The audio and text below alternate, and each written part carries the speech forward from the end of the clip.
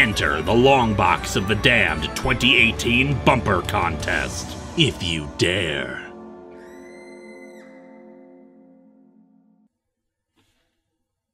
Adventures of... There's another one of these?! And yes, I know the title's below me on YouTube. I'm looking at my own website. Either way, what?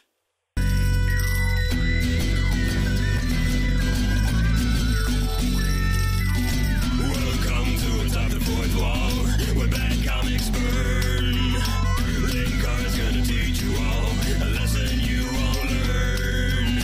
Brodsky, you're not the smartest. Life out, you're not an artist. Anyone who's had a bad comic published, it could be your turn. Linkara, he's a man, punch, wears a party hat. Linkara, he has a magic gun. Where'd he purchase that? Linkara, coins, robots, Amazon and trucks. Linkara, this comic sucks. Linkara.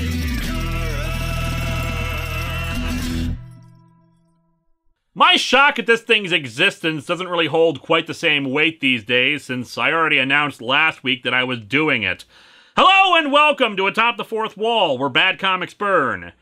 There are comic books based on the Kool-Aid Man, and I reviewed the first one of them back in 2009, which led to one of my most infamous examples of a mistake I had made, speculating that the Kool-Aid Man would freeze in space when, as so many people were keen to point out, he would actually boil. If any of you are new here, these are the kinds of intellectual discussions we have on this show, debates about the fate of corporate mascots in the vacuum of space. Adventures of the Kool-Aid Man was produced by Marvel for its first 3 issues and apparently available via proof of purchase mail-in. For whatever reason, issues 4 through 9 were shifted over to Archie to be produced, and thankfully there were no more comics after that. Honestly, I should have looked at more issues of this a long time ago. The closest we came was when I looked at Jello Man's comic. How did you get into space?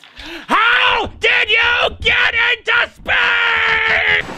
I don't know why I was so shocked by that. The Kool-Aid Man did it first. So yeah, in the first issue, we saw that not only did the Kool-Aid Man have his own headquarters shaped like, well, himself, but also that he's constantly spying on everyone on Earth in order to foil his enemies, the Thirsties, some kind of alien creatures shaped like suns with long green tongues hanging out who exist to be assholes to people and make them thirsty. However, while dehydration is certainly an issue, the Kool-Aid Man proves to be the larger menace, unable or unwilling to go anywhere without breaking stuff. There's staying on brand, and then there's wreck other people's property by bursting through it when you can easily go around it. He also trips and starts up a rocket that allows him and some kids to go into space to fight the Thirsties in their actual Death Star, and yes, drugs are very bad, why do you ask? Look, the simple fact is that some characters were not meant to exist for more than 30 seconds at a time, and the Kool-Aid Man is one of them. So let's dig into Adventures of the Kool-Aid Man #2 and see what new spore of madness this is. The cover is, well, credit where credit is due. It's not a bad cover. It displays something that happens in the comic. It's dynamic. It's attention-grabbing. Mind you, it's attention-grabbing because it features the Kool-Aid Man busting out of a time machine that has landed in the 1700s! That is what is happening in this comic! As he battles the Thirsties through time and on a camping adventure. One of these things is not like the other. Oh, and of course he had to burst through the doors of the time machine in order to get out, breaking said doors. Who knows if doing that did any more damage? Good job stranding these kids in the past, jackass! Also, how the hell does he even fit in there? The time machine looks like it has computer equipment inside of it, and the kids in it can barely fit in there as it is! Is this thing a TARDIS? Doctor Who would be a very different series if the Doctor regenerated into the Kool-Aid Man. Oh, and helpfully, the time machine has Time Machine written across the top of it. Thank God for that. I was confused for a second there and thought it was a gazebo. A 60-cent value. This thing cost me $7.50 with shipping. Up yours. The two things the Kool-Aid Man always brings with him: a pitcher of his own blood and a trademark symbol that floats near him.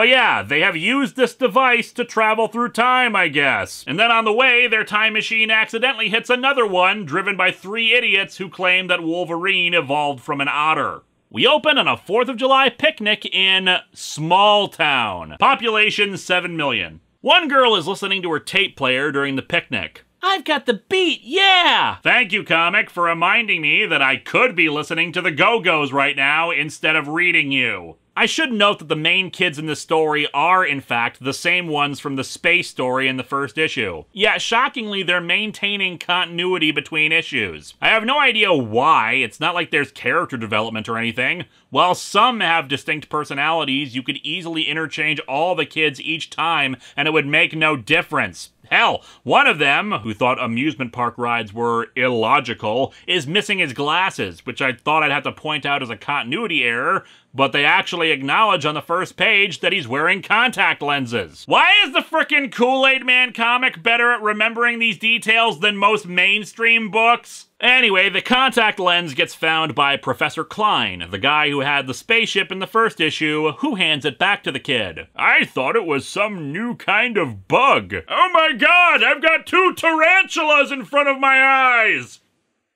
Don't you remember us, Professor? You know us! We're the ones who went into space with you! After they reintroduce themselves, they ask what new project he's working on. Here's my latest invention, a time machine! He brought his time machine that he put on wheels to a 4th of July picnic and is casually showing it to some random children he can barely remember. We're only on the 2nd page, people. Pray for me. Nearby, the Thirsties are watching, upset that people are having fun. They are led by a single one of their number known as Big Thirsty. Nice try with the name Big Thirsty, but the only evildoer out there who can have that moniker is, of course, Big Dicks.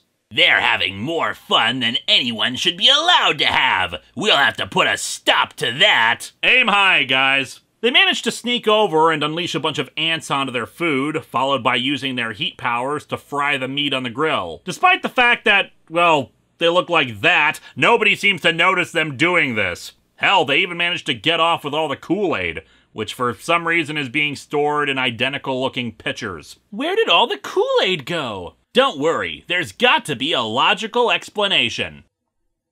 Ghosts. The heat intensifies and everyone starts complaining. My kids are hot and thirsty. This is all your fault, Harry. Yeah, Harry, stop having power over the weather and teleporting all the beverages away, you dick. The kids finally spot the Thirsties and summon Kool-Aid Man for help, who, like Candyman, appears when you call his name, naturally smashing through the picnic sign. Harry is delighted by this destruction, because he knows to not anger the creature that can walk through the sign like it was paper. The Thirsties run off and immediately head into the time machine. They're going into the time machine. I hope I remembered to turn it off. Well, considering it's not, you know, traveling through time right now, I'm guessing you probably did. As they enter the machine to get the Thirsties, the professor also says this. I know I turned something off today. Maybe it was the shower. Perhaps it was your brain, Professor. However, when they go in the machine, there's no sign of the Thirsties. It can't be! They're gone! Time travel is impossible! Thanks for those 2 disconnected thoughts, kids. This comic is terrible! I hate touchscreens. Another kid sees that the dial on the time machine is set for 1773. And I noticed that the timer dial has specific years set on it. Time travel isn't impossible according to this comic, but it only has a limited number of places you can go, I guess. One panel later, and with no setup for how or why it's happening, the Kool-Aid Man and 2 of the kids are now hurtling through the time tunnel from Doctor Who! I am not kidding here. One panel, dial set for 1773. Next panel, like it or not, Kool-Aid Man and his friends tumble through time after the Thirsties. What the hell happened? Does the time machine create a portal that they step through? Is it the worst designed time machine ever and it just sends whoever's inside of it back in time, even though all the controls are on the inside, therefore there's no way to bring you back? But yeah, the Kool-Aid Man and 2 kids are now in the friggin' past. Naturally, none of them are too terribly confused or horrified by that. Hey, who stopped the music? Is the implication with that line that the music disappeared from her tape because it hasn't been invented yet? That is not how time travel works. My friends, allow me to introduce you to the most infamous panel of the Kool-Aid Man comic. Excuse me, sir. Aren't you Benjamin Franklin? Yes, I am. I am also hot and thirsty. Also, what in God's name are you?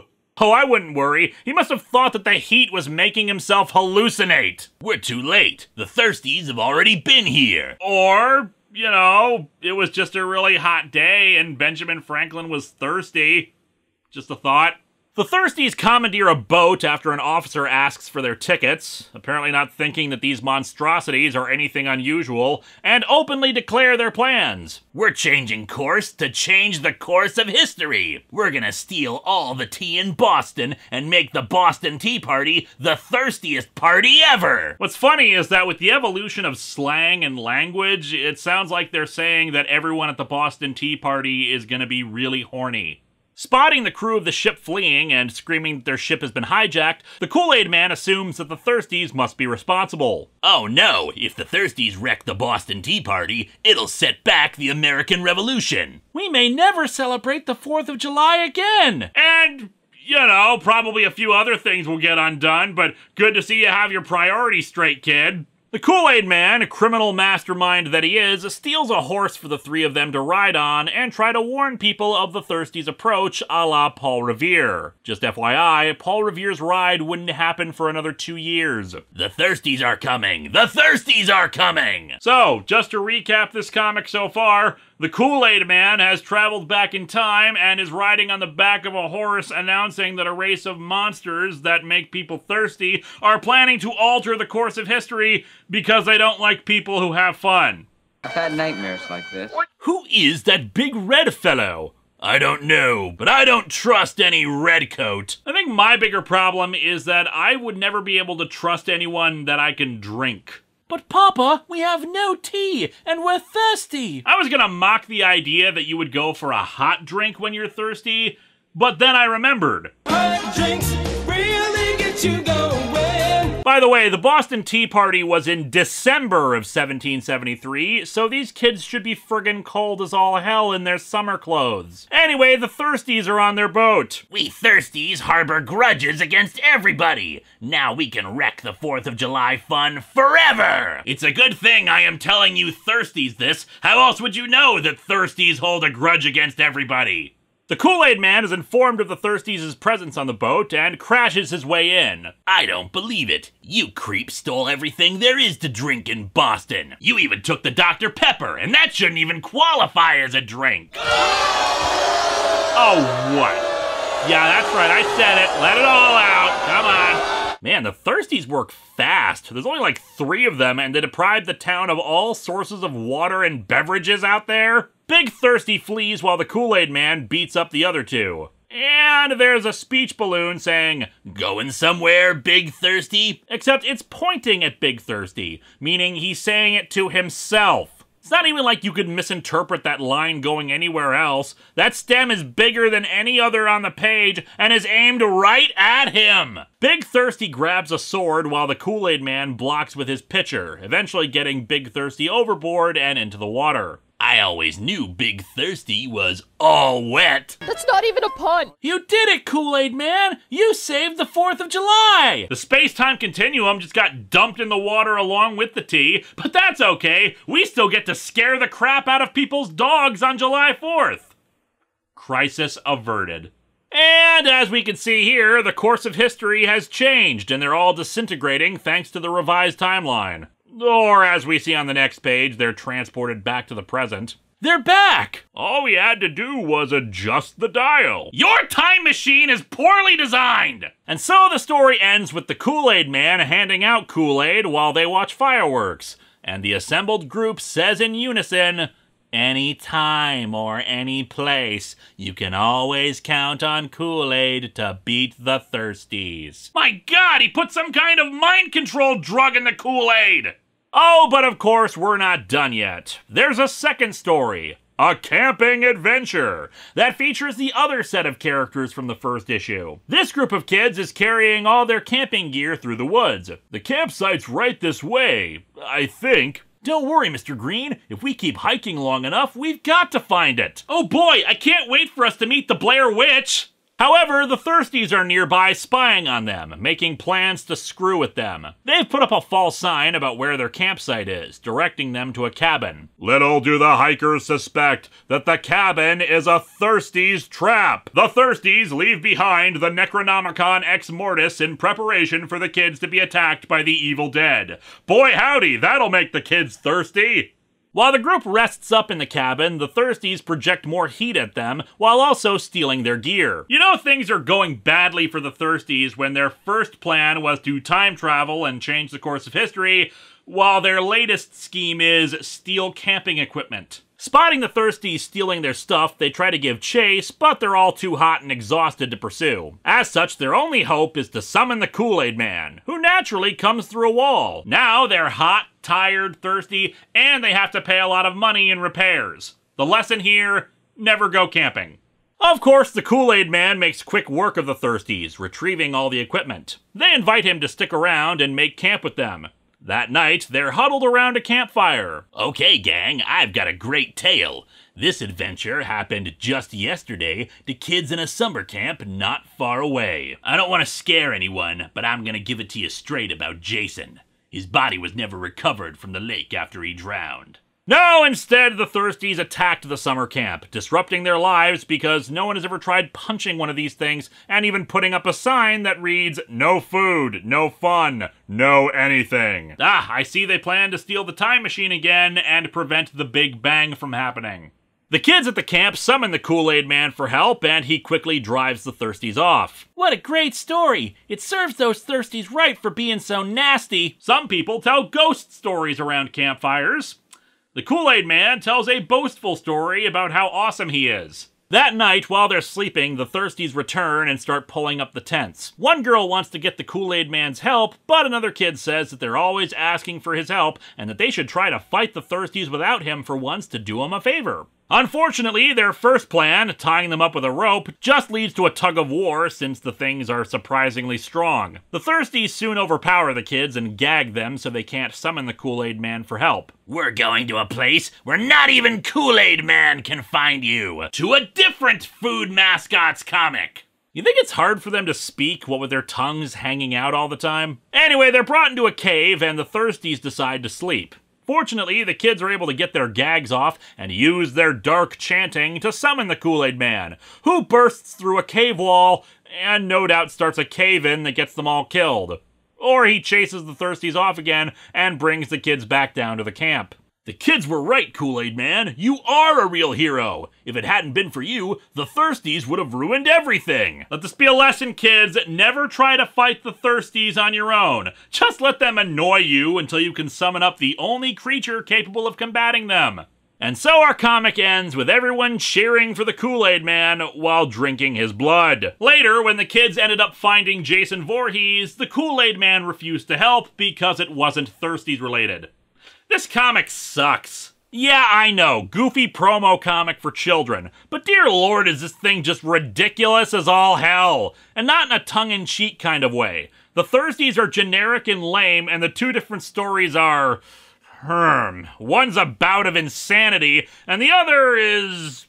okay for the most part, but having the unintended message of don't fight evil people or you'll screw up royal. It is certainly not the worst comic I've looked at, and maybe I even overreacted to the first one, but damn it, the Kool-Aid Man is a life form that makes no sense. He's a public menace who destroys other people's property and probably plans to use that time machine to go back and rename America Cool Country or something. Although, still less frightening than Mr. Computer. Next time, it's over to more promotional comics and dumb children, for it's time yet again for the Tandy Computer Whiz Kids.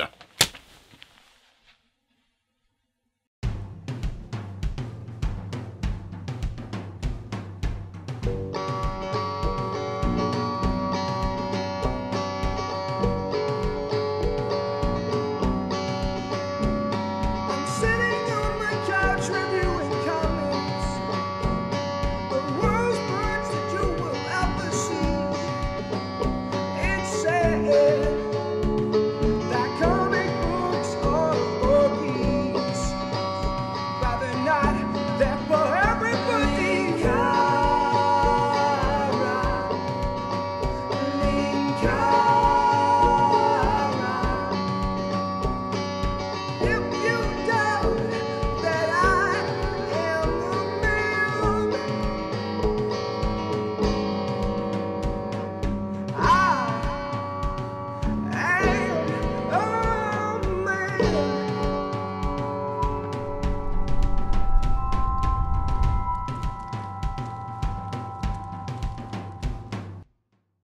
thought, but since the first 3 issues of this book were produced by Marvel, that means if we follow the logic of their other licensed properties being canon to the Marvel Universe, then the friggin' Kool-Aid Man could have also been canon too! Which means he's also canon to the other licensed books in the Marvel library.